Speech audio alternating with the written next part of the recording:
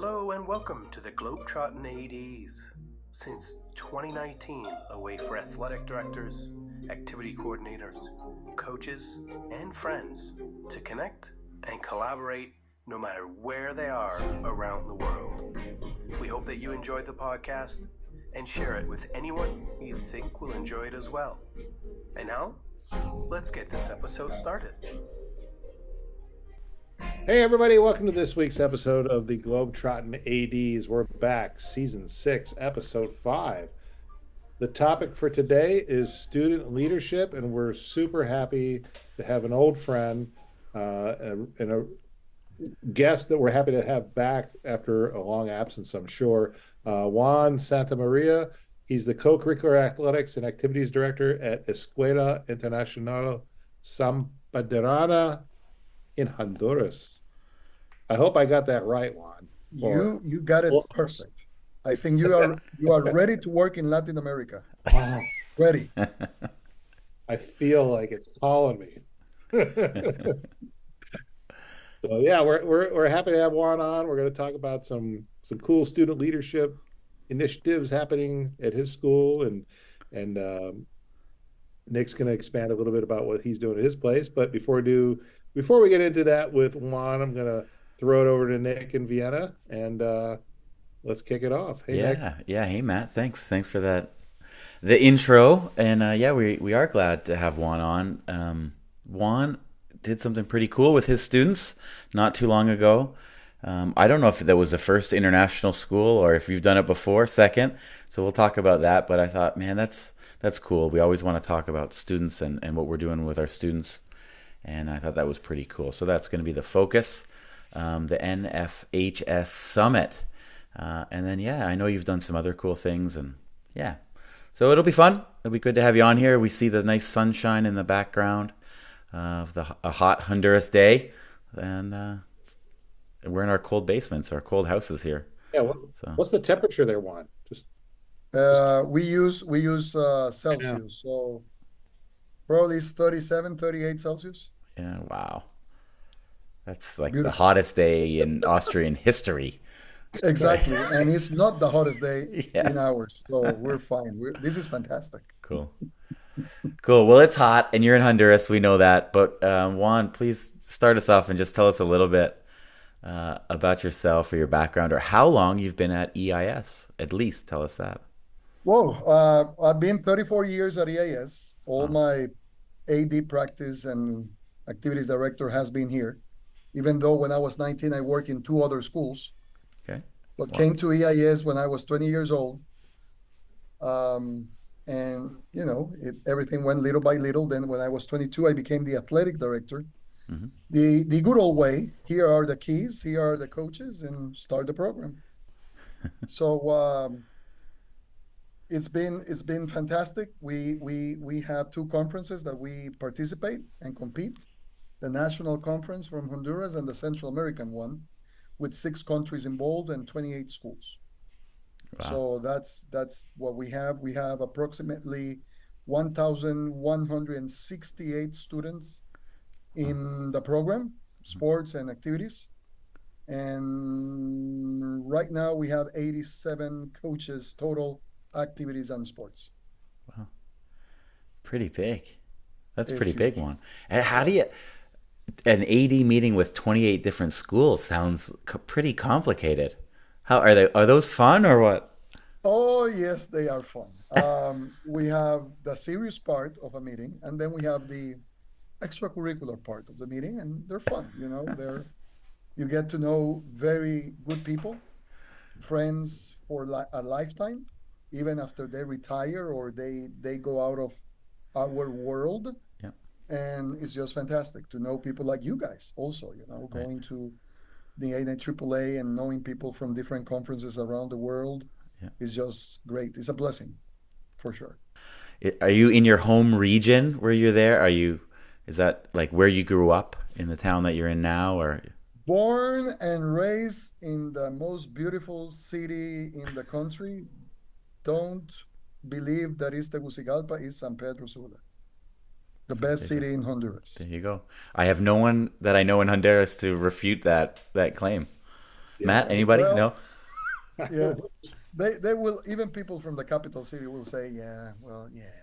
Yeah, that's cool. Born and raised, born and raised. That's great. Yeah. And we've been so lucky to, work with you with through the NIAAA and course development and teaching and then attending the conferences and I don't know, give us an idea maybe of some of the other folks we might be familiar with who are in your regional associations or a lot of folks might not be familiar with what it's like in Central America and running sport programs through the international school scene there. Yeah, it was interesting when I met you guys and all the work we have done with the courses and other tasks at NIAAA level to know the differences and the similar things that we have in common. Like you guys did a lot or do a lot of housing, we don't. Everybody goes to hotels, just to give you an example. But I remember CISA was divided in different divisions, and guess what? That gave us an idea to make a proposal to the ASCA board of directors. Why don't we divide ASCA? Because we have 28 schools. I mean, we were getting tournaments of 21 schools in 3 days. Ooh. It was like crazy. So because of that, that's a legacy Super. of NIAAA and us as a group. Took that idea and now we are divided in Atlantic Division and Pacific Division. Nice. Cool. So it's better. Yeah. It's better. Is it based on enrollment or school size, or it's based on school size and participation? So, for example, the Atlantic Division has 8 schools, and these 8 schools, they always participate in everything.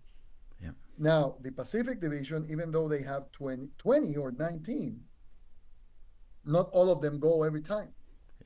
Yeah. So the most you can have is 12. And then it works out in a way, except in volleyball girls, which is very popular in the Pacific Division. And then we are looking to change it and put some of them going to the Atlantic. So it's interesting. It's interesting to be working the details of all those little things. And I've been blessed to be the ASCA president for 4 years. So we're trying to help and move forward the organization. That's great. That's great. I love it. So many good developments over the years, right? So is that like a promotional relegational thing you're thinking about, or no? It's basically, it could be like, I mean, if every 3 years we're going to make an assessment of the 8 schools who are in Atlantic. If they don't tend to participate, then they will go to Pacific. And then if we have a school that always goes to the tournaments, probably will go to Atlantic. That's the reasoning. Let's see how it works. It's going to be an interesting year, the 25-26, because that's the year that we make the new members for every division. So let's see. Yeah, that sounds pretty familiar with like CISA, right? We got a lot of almost similar number of sizes schools that are engaged in sports and activities and trying to figure out who goes where and does what and regional, directional, north, southeast, west. I remember in China, I think it was Shanghai, I think there is an organization that only plays in Shanghai. Right. Yeah. And there are like 64 schools. Yeah. So they are divided in 3-4 divisions. Right. So all those ideas helped to bring that to our conference. So it's great. The networking that you make in a convention, it's fantastic. I always strongly recommend to at least go to 1 or 2 conventions, because you will use it for your professional development and improve your craft. Absolutely. Yeah. And the connections are great, and so easy to bounce ideas off each other, and people are open-minded and flexible and very, of course, social, which is a huge part of it. But in the end, you always come away feeling pretty good about it, and that you got a new idea to take back to your school, which you learned from somebody else that might work, and make your program a little bit better, or your regional association. Absolutely. You gave me one recently. Oh, You you were working in the computer and you were using ChatGPT. I said, man, what are you doing? ChatGPT just recently went out, and you told me, Juan, let me show you the best thing I'm going to show you for your next 5, 10 years. Buddy, I use ChatGPT. I have it in WhatsApp. I have it Oh, everywhere. that was the highlight of the conference for me, was showing people that, because I remember showing it up. You remember that? You were You showing do a people. letter of recommendations, like, Letter of recommendation, boom. help you out here. Ping pong tournament rules, boom. Yeah. Fantastic. Better. So that was a very useful thing to use, actually. Yeah. And then you edit, and then you have it. Yep. Saves time. You move forward with some other things. Yeah, exactly. No, it is great. Sharing, right? That wasn't even a session. That was just sitting around. What's up? What are you doing on your computer? Exactly. Yeah. That was just sitting around with somebody. It just happened to be next to me in a meeting. Exactly. Then I saw you. You were very working in your computer, very focused about it. Oh, you're writing. I thought, Matt is writing probably a new rule, a new handbook, ChatGPT. Lovely. And it's good. I mean, you edit, Yeah, put what you want. it's not right out of there. Prove it, Yeah. then you have it. Yeah. The important thing is you move to other tasks that are pressing. So that's good. That's good. Kukri Sports is a clothing brand that specializes in providing the world's most prestigious schools with bespoke made and designed team uniforms. If you're frustrated by inconsistent colors, branding, cost, and sizing across your teams, then it's time to email someone at Kukri Sports today. When you email contact@kukrisports.com, tell them about the Globetrottin ADs, and you'll receive a special offer on your coach or PE staff order. All right, Juan. Well, let's get to it. Let's get to the main reason we're here today. Yeah, I said in the beginning, but I think it's really cool. You took 12 students to Indianapolis in July for the NFHS Student Leadership Summit. Tell us about that. Yeah. That's really cool. Tell us about your experience. It's really cool. And I strongly recommend to people to contact Billy Elliott, Billy Hopkins. Elliott Hopkins, sorry. That's his name. Great human being. Yeah. Fantastic leader. If you can contact him and try to get involved, it's great for the students. So it started before pandemia. I was in the NIAAA conference, and suddenly I see from the NFHS, in their booth, they have this leadership thing. So I asked Dr. Niehaus, the president, the main person in the NFHS, what can we do as an international school? Then she told me to send an email to somebody, I can't recall his name. And that somebody didn't reply that time. So we tried the second time after pandemia, and we got the okay. Then I met Elliott Hopkins, and he was just super helpful. And we sent 12, 14 students last year, and this year we sent 10. 10, okay. And it is a great activity. You meet student leaders from different states in the United States. Yeah. And they have great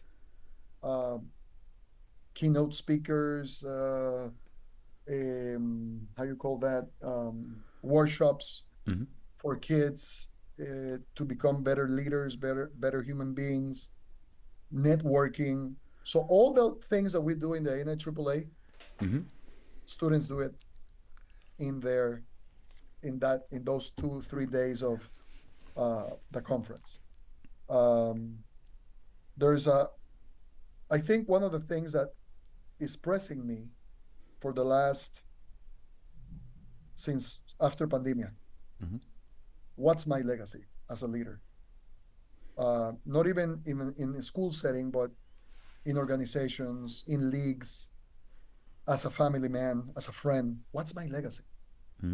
And one of the things that I want to focus in my last years in my tenure here at EIS is develop leaders. Especially my country is a third world country. We suffer from a lot of corruption, and having better leaders will in our communities will help this country move forward. Right. There hasn't been any president or vice president from EIS. Okay.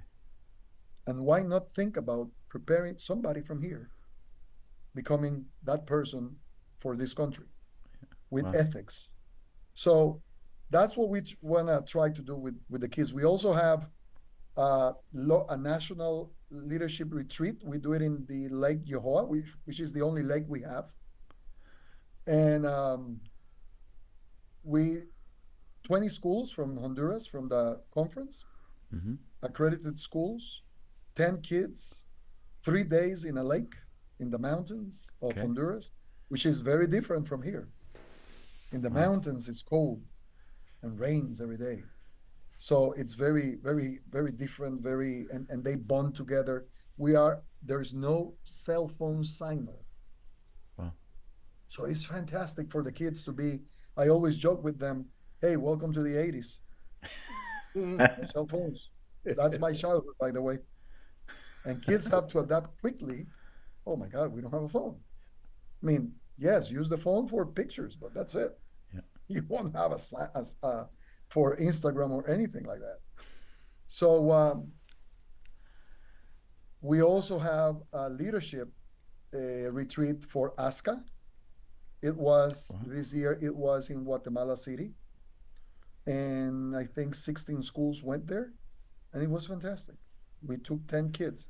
So we're trying to build up leadership retreats and camps and opportunities for kids, and awards at the end of the year if they have 40-hour service, 60-hour service, and you have been a leader in different teams or captain or stuff like that, and recognize that, and promoting that. And then the next project we have coming soon, especially 25, 26, it's a international leadership conference made by EIS students. Okay. The Student Athlete Leadership Council, and bring people from outside to do conferences and workshops. Wow. So, for example, we can bring somebody, I don't know if you know Nick DeForest or Matt Fleming, and bring them here and work with the kids for 3-4 days. Wow. So that's the next project. And with that, I think we're going to be having the whole leadership legacy complete. That's great. So just question about the logistics, I guess. When you were the NFHS conference in Indy, was it at a conference center, or where was it all at, and how did it go down? Like, where did you stay? Did you guys stay where the conference was? So it was easy. You can stay where the conference is held in a hotel. Yeah. So you stay either in that hotel, or they put you in a nearby hotel. They provide transportation, safety. There's all type of security and safety. The child protection policies that all of us know and that we have to know really well. They put everything in place. It's a safe environment for the kids. It's very secure. They even hire people from the sheriff department, the police department, to be outside the hotel, stuff like that, and it's just very safe. And then the day starts usually at 8 o'clock, finishes like at 8 o'clock. So it's 12 hours of work. Yeah. They provide you all foods, all meals, lunch, dinner. It's just fantastic. Fantastic. There's a dance for the kids. Nice. And the leaders, did you dance a little? Did you take part? We are Latinos. We have to dance. Well, I had no idea. I knew you did some other things, and I saw, Lynn came over at the lake, so I heard about that. But all those things, I think anyone who's listening, and probably Matt and I are both thinking of, who organizes all this stuff. It sounds like unbelievable amount of work. Yeah, I'm blessed with a great team. Great team. I'm the board of directors from the school after 33 years provided me an assistant, a deputy or sub-director of athletics. So he's Carlos Flores. Carlos Flores, I think you guys met him last year. He was working in another school and young professional, and he's helping me now because I didn't have a secretary. We don't have a secretary. Wow. And no number two until now. Also, what I did was I put coordinators in every sport or activity. So, for example, soccer has 17 coaches in our school. There are 500 kids playing soccer from first grade to 12th grade. We have 3 soccer fields. So it's impossible to be supervising. So my idea years ago was, let's put a coordinator to help me supervise.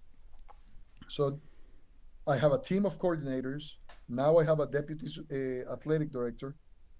And with all that, we're trying, and then I remember the triangle of success.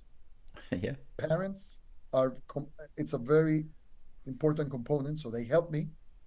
We're going to the national track and field tournament meet tomorrow to Tegucigalpa, and they are helping me with logistics like food, transportation. So you gotta put, if it is a solo thing like I used to be, you gotta create more leaders that work with you in order to make this work. Yeah. So you remember students, parents, coaches. So that's what we do. Lots of that networking, relationships. Right. That's very important Wow. in order for this to work. And so this summit, by participating in this, that does nothing but support that initiative, right? Exactly. So what we do is that we take to the summit, to the leadership summit, that is going to be held again in Indianapolis on July 13th, I think, and it finishes on July 17th, something like that. So what I do is the students who are part of the SALC, the Student Athlete Leadership Council, and SAC, a new invention, Student Artist Advisory Committee. Okay. So remember, I'm not only the athletic director. Yeah. And I wanted to promote leadership also in the artistic part, which is the second area that is huge at school. So we take 5 and 5 of each group. They apply. Actually, we're gonna be naming who's going this year next month, and then we start getting ready to the conference. You know, we make like 2 meetings with them and prepare them as a team, as a group, the expectations that we have from them, the behavior, and how they're going to behave as leaders.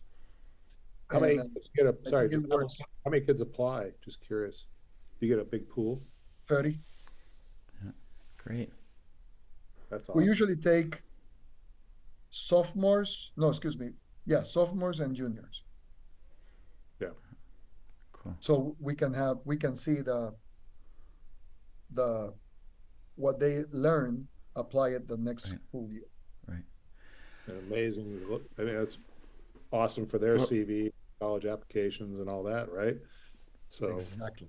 Just curious, like, I don't know if you can tell us maybe some of the topics of the workshops that the kids are attending, and like what are they engaged in when they're at this conference?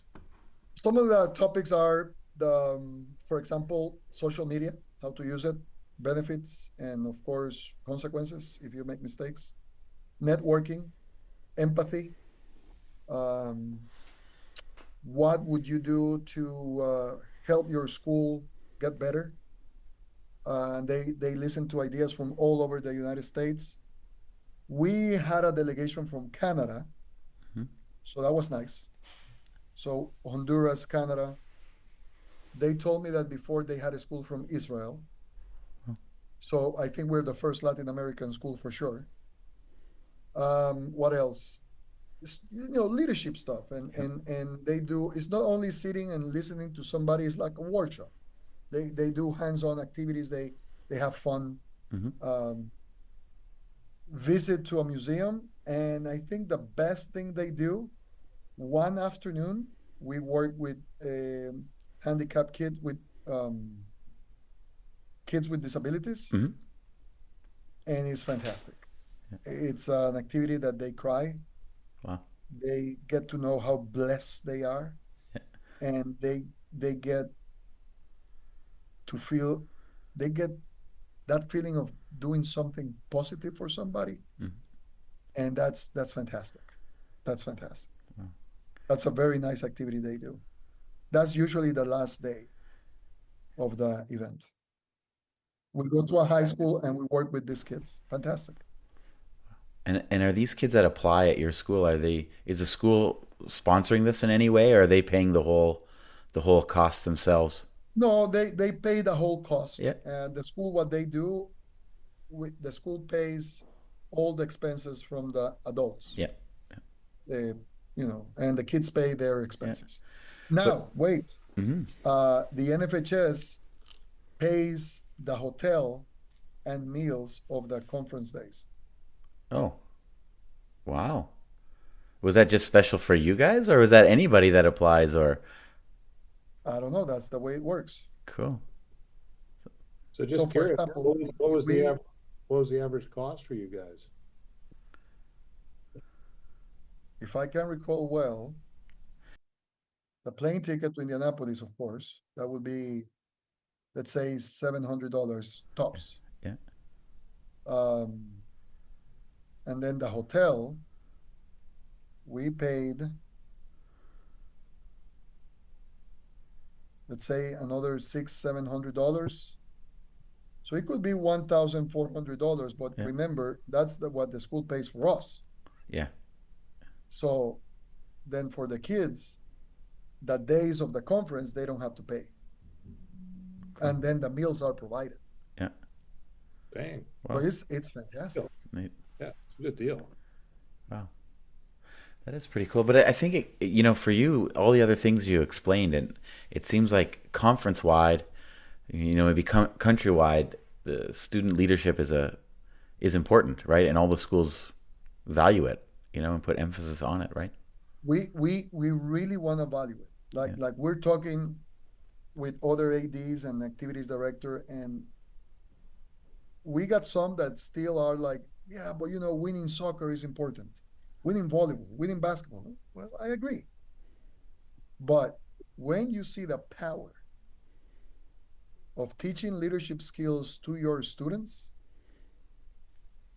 then you can see the difference of winning a tournament that probably nobody's going to remember in 2 years, except if they see a banner or a trophy, than the lifetime legacy you're going to give to these kids. Like I can see some of the kids that I started the program, the leadership program, some of them, as we speak, are business entrepreneurs. It doesn't matter what country or what community they are right Yeah. now. Sure. So I can see that right now. I was recently in one alumni invited me to go to a conference, a Central American conference about rice, because his family owns a company that sells rice products. Yeah. And then one of the conference, the panelist was another alumni, and the way he was speaking and leading, wow, fantastic.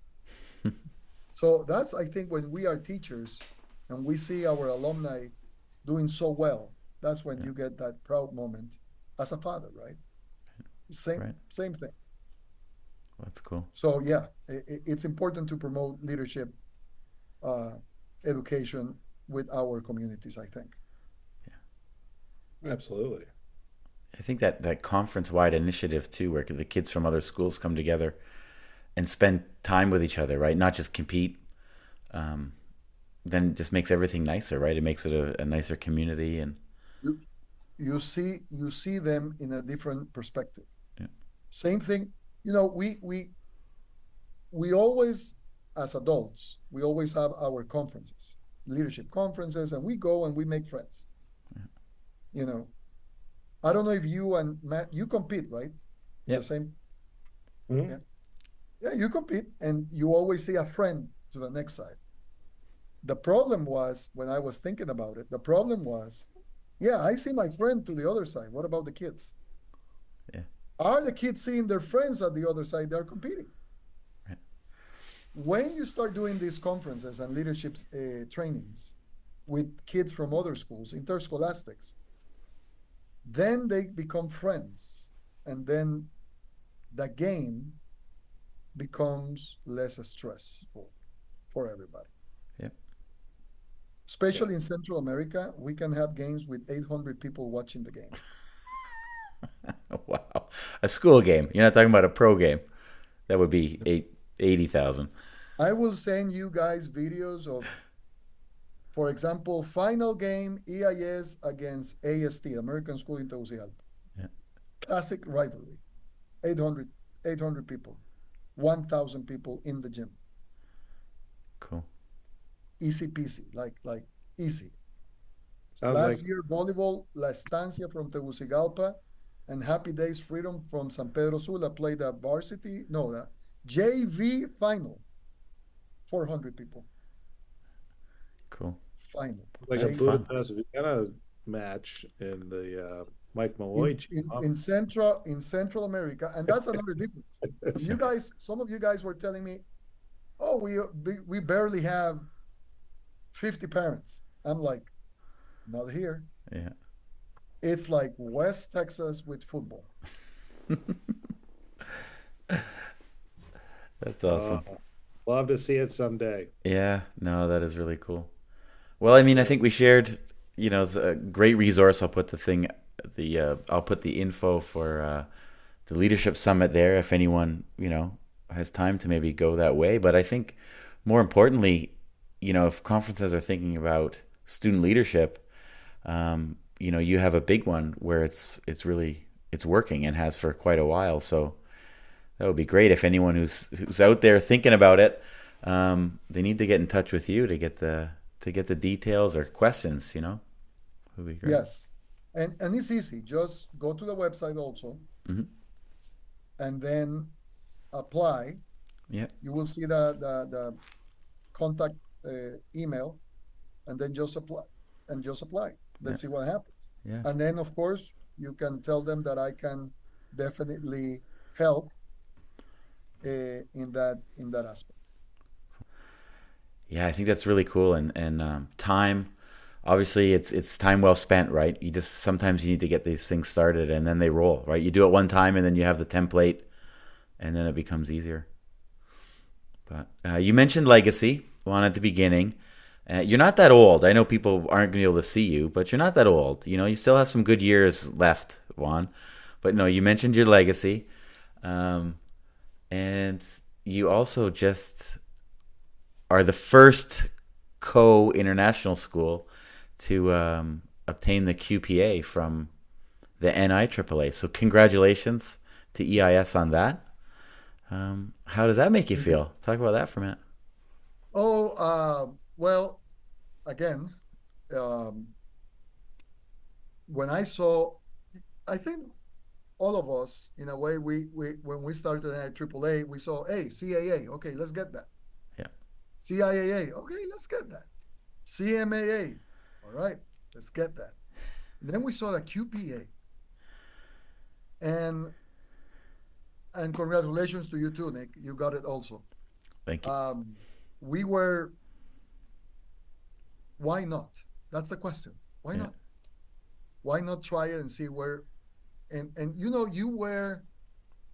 you inspire me in a way, and I will tell you how. Remember you told me, Juan, during COVID, we got all our coaches, the NFHS level 1, something like that. Yep, on a roll. Bingo. So in that moment, I said, okay, Nick was able to do it. Let's try if we can do the QPA. Yeah. And of course, I had to know that Nick was trying the same thing at the same time. So and then it was a process of reflection.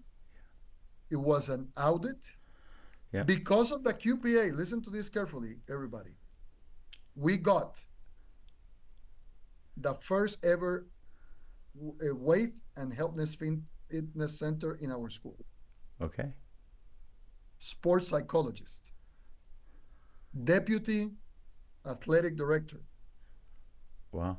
Next year, a physiotherapist, and hopefully an athletic trainer. Wow. All because you said, hey, look, this is what schools have. We should have it too, right? Exactly. Pretty cool. And one of the things that we tried with the communication department and Superintendent Raymond Schmidt, who was pivotal in doing this, was to work marketing this very well. And the benefits that we're going to have now with, it's not, I mean, we're going to be able to do scholarships for the kids. Okay. And all the international schools. So all this created benefits to our program. When Dr. Raymond Schmidt, our superintendent, told all the other ASCA and ABSH schools, the national conference, yeah, they were like, we want to do that. So as far as I know, Del Campo International School from Tegucigalpa, they want to start the project this school year. Cool. That's great. So there you go. Yeah. It's an effect that we're getting toward our schools. Yep. It's a great I don't know what about you, Nick, but in my experience, it was reflection. It was a very strict audit. Yeah. And we were like, oh my God, we don't, our weakest area was safety, medical services. Yeah. I mean, it was not bad. Yeah, sure. But it had a lot of potential to grow. But that's what you mentioned is it. You don't have to have all these things right now, but you can you see what you need and you build to them and you add things. We didn't add as many things like that as that, but what we did primarily is like, yeah, we do that, and they're like, okay, prove it. And you're like, well, I don't have any really good proof, but I know we're doing it. So we documented a lot more. We, put in our step-by-step processes, on some things. But one of the things that jumps out that we did add, which I think is really cool, is we got first aid training for anybody who wanted it, really. Not coaches one level, but in the school, just in generally, we just didn't train anybody first aid at all, which is kind of crazy. And we were like, hello, and let's do this. So that was one great thing. And actually, I have a great story about first aid. Last year, we were having a game. Listen to this. We were having a game with another school at night, and one of the players collapsed. Wow. Our two coaches, who were recently certified, saved the life of that kid. Wow, that's awesome. They did CPR. CPR, Yes. And it was fantastic. It was something that I feel very blessed to have promoted with my leadership team, that we need first aid, and we saved the life of that kid. I mean, not me, the coaches. Yeah, of course. But the fact, our coaches, because the other coach was not certified. They were all in panic. Coaches came, they were certified, they had the training. Boom, boom, boom, boom, boom. Kid came up. Wow. And then took them to the hospital, and then he was fine. But the doctor was clear. If they hadn't done the CPR. Yeah. Wow, that's great. I mean, worked out well. So the QPA is a great tool for your school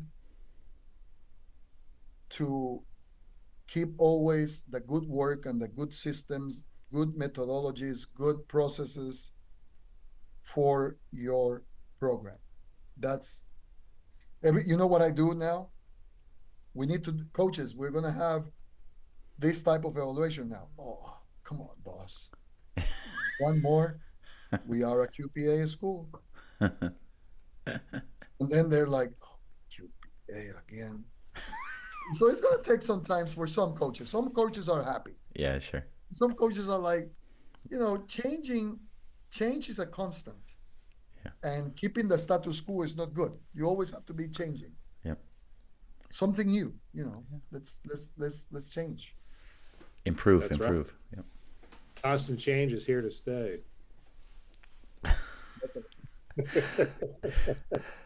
The look you just gave, I wish everyone could have seen the look you delivered when you said that line.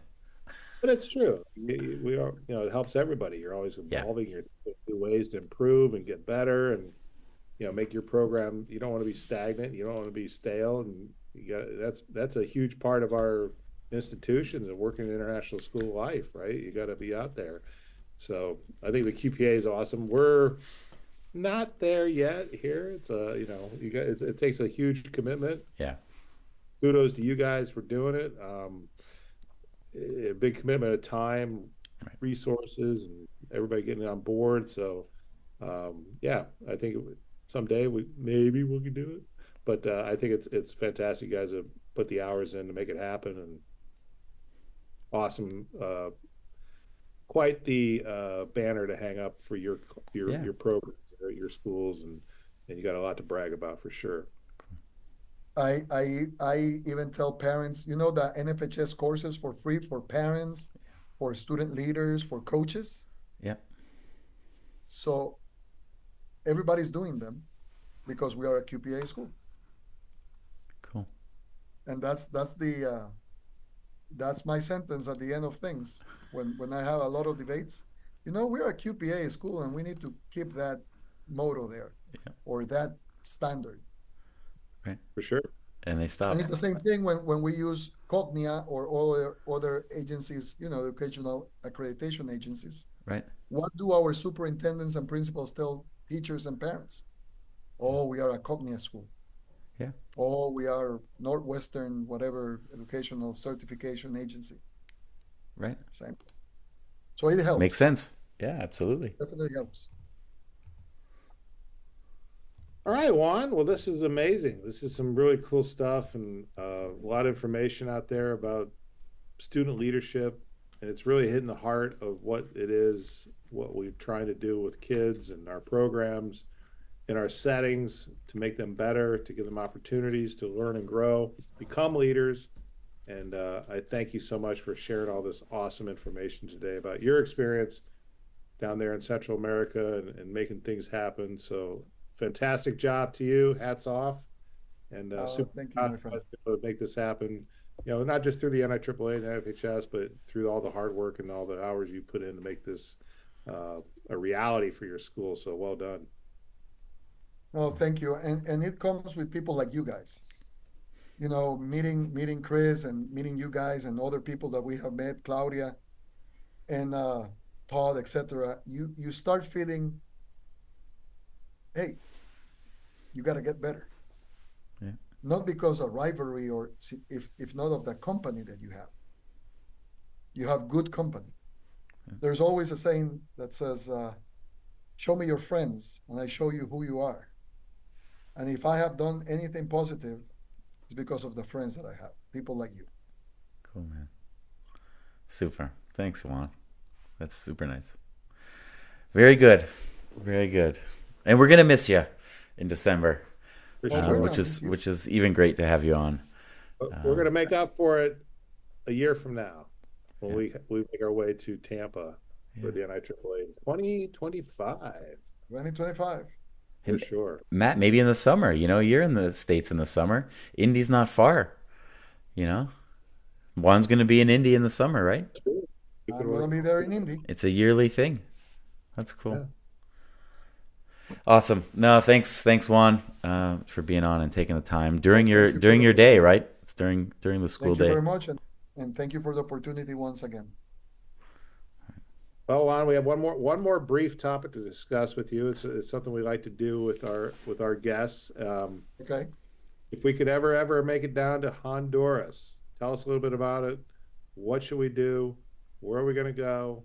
What are we going to eat and drink? What's going to go down? All right. So, Bay Islands. That's the first thing we need to do. Bay Islands. If you Google it, it's one of the best kept secrets for traveling in Latin America. Bay Islands. Beautiful Bay Islands. Okay. beautiful place. Top. Forget about the places in other countries regarding sand and water and beaches. No, Bay Islands is the best. I'm sorry, Central American amigos, but you know it. You come to Bay Islands. You have a great time in Bay You're going Islands. to have some serious debating going on when you get It's there. gonna be Oh, a yeah. serious debate Awesome, after buddy. my Central Americans friends hear but they're gonna agree. They have to concur. They have to say, yeah, he's right. Number two, and then in here, Guatemalans are gonna probably agree with me in a way. You gotta go to Copan Ruins, which is the most beautiful city from the Mayans in that is in Honduras. Now, Guatemala has the biggest one, Tikal, Yep. but the most beautiful is ours. Small and nice. And those are two things that you have to do. Then we have the mountainside. We have a place called Intibucá. It's an Indian word. And it's just, it's mountains and rainforest, and it's cold. And local indigenous people live there. They speak their language. They're very nice. The food. What are you gonna drink? Drink? Of course, you're gonna have salvavidas, local beer. Salvavida is a must, and I should bring salvavidas in Tampa. I'll put it in the agenda. Strong beer though. And then what are you gonna eat? You're gonna eat baleadas, which is corn tortillas with beans, eggs, and cheese, and we call it baleadas. That's food from my city and the north of the country. Mm-hmm. We other have, I can't, yuca? I can't recall what's the name in English. Yuca. And then meat, we love meat. So be ready for that. We have great food. Great, great food. Sounds like a whole week trip right there. Yeah, I brought Daryl Nance here. Yeah. His wife loved it. He loved it too. The food, and we took them to different places. Also, Scott Jarvis. Yeah, just recently, right? In Ceiba. Yeah, recently. Yeah. He did a conference in Ceiba. So it's it's fantastic. Cool. It's a good country. Cool. Awesome. Nice people. I think, but the best thing about Honduras is their people. That's the best thing. Well, if you're any indication, that's exactly true. You're well versed and funny and a great educator for your kids, and I'm sure all the kids in the conference, as well as chair, as you mentioned. So, yeah. Thanks, Juan. Thank you. Appreciate it. Any time is well spent. That's for sure. Buenos dias, amigo. All right, buddy. This has been another episode of the Globetrottin ADs. We hoped you enjoyed it. And until the next episode drops, head over to globetrottinads.com or visit us on Facebook, Twitter, or Instagram.